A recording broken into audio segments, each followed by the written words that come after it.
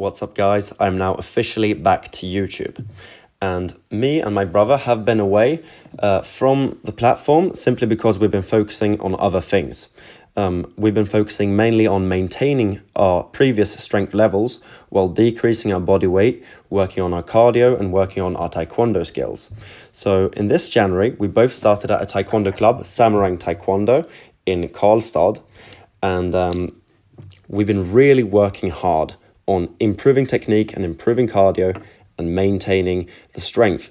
And since this channel is a lot about the strength and conditioning that I do for my sport and just in general for fun, and much less about taekwondo, that is why I haven't been posting anything, because I haven't been making significant progress on my strength, although I had been making very good progress on my physique, as I've maintained my old level of strength while decreasing the body fat. And I'm going to show you guys a few photos now so you can see what I mean. But before that, I just want to explain one quick thing. The 24th and the 25th of May, me and Charlie went down to almost all the way down to Malmö, Sweden. We went to Lomma, which is just outside of Malmö, and that is 6 hours from home, just about. I had cut a hell of a lot of weight, which I'm about to show you, and Charlie too. We had trained for months, but we hadn't gotten the information that they had to remove our categories of competition because the training hall that we were competing in was over capacity. Me and Charlie weren't aware of this, so there was no competition, but we did get very good training in. Case in point, my brother Charlie is to the left here. He cut from 74 kilos lean to 67 kilos, significantly leaner. So this is him before we did the final push in the sauna, already looking incredible, as you can see there, at 18 years old.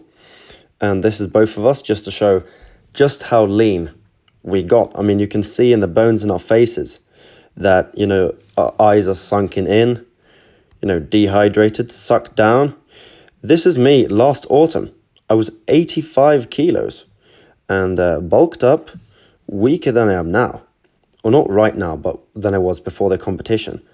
And I cut all the way down from 85 to 73 kilos. A massive difference. And this is me rehydrated after the competition and after the cut. Although right now I don't look anywhere near that good, as I've regained some fat and I've lost some muscle. But me and Charlie are back in the gym from now on. And one thing we've been doing during this period of taekwondo, which we will continue with, is we lowered our frequency and we lowered our volume quite a lot. We were training twice a week during the whole process, and during the whole kind of fight camp when it comes to strength training, twice a week. And I was doing it, Charlie was doing it, meaning we were doing every third to fourth day, if you average it out. So what we're starting with now is we're going to be training every third day, doing workout A, B, and C. A is strength training, B is strength training, and C is a running day.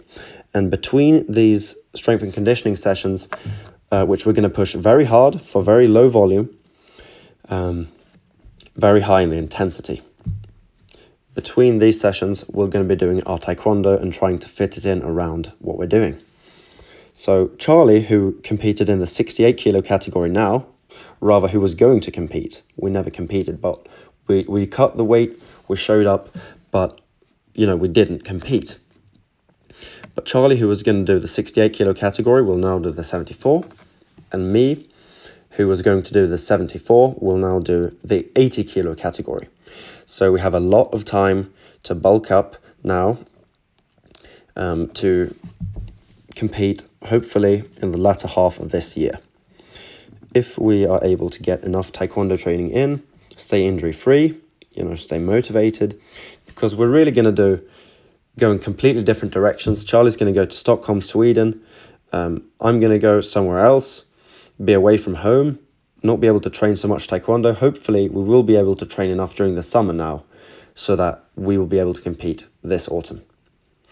But on to the strength training. Charlie started off with higher weight than me on the squat, although his form wasn't optimal. So we'll be working on that. And I did 120 times 3. The best I hit before the competition was 120 times 8, so I had lost strength. Here we have Charlie hitting 80 kilo for 8 on the bench as well. By the way, sorry, this is a lot of information in one video, but we just got to get through this, I guess. In the future, I'll be focused a lot less on explaining myself and more on the actual training. So yeah, why am I doing 1 set per exercise? And why is Charlie doing it too? How the hell did I convince my brother to do this stupid thing? Well, to be honest, we were doing so much taekwondo now for months that we had a real tough time recovering from conventional training.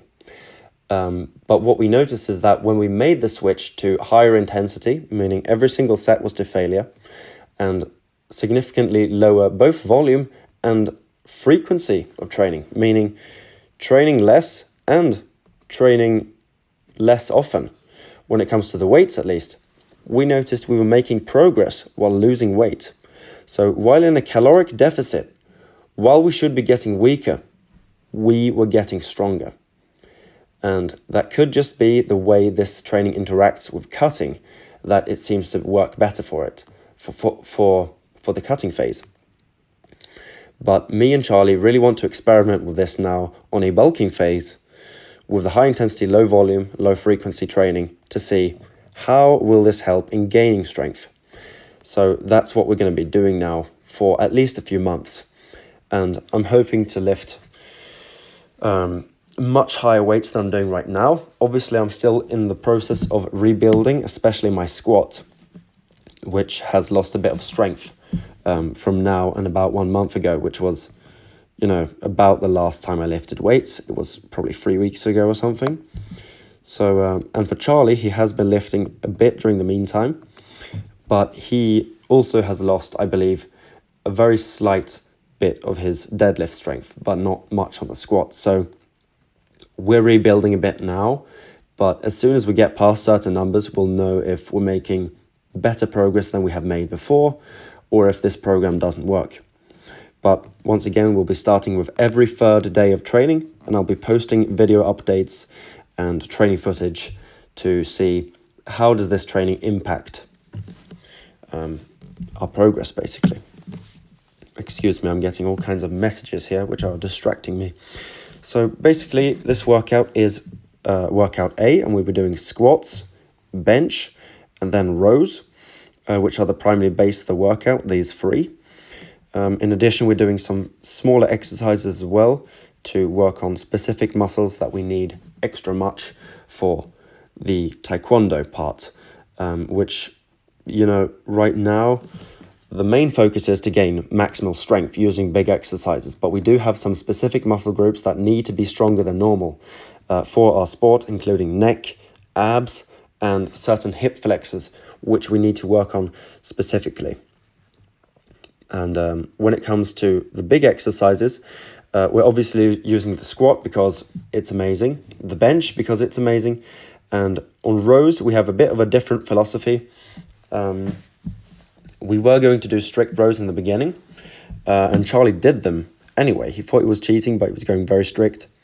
But I'm going to be doing cheat rows and not regular strict pendlay rows during this training cycle. So you're going to be seeing me row over 100 kilos fairly soon. And this isn't about looking really cool, lifting really heavy weights. I'm aware that I can't lift this weight with clean form for as many reps, but that's not the point. I'm using the cheating technique to kind of overemphasize certain muscles associated with the row. For example, my grip is going to be taxed more since I'm using a heavier total weight. And I believe that my back muscles will be taxed just about as much, although my spinal erectors will be taxed more, along with my glutes and hamstrings. So the reason I'm doing cheat rows is I believe this will be more beneficial towards my deadlift, and it mimics the deadlift a bit. So that's why I'm going to be doing the cheat row.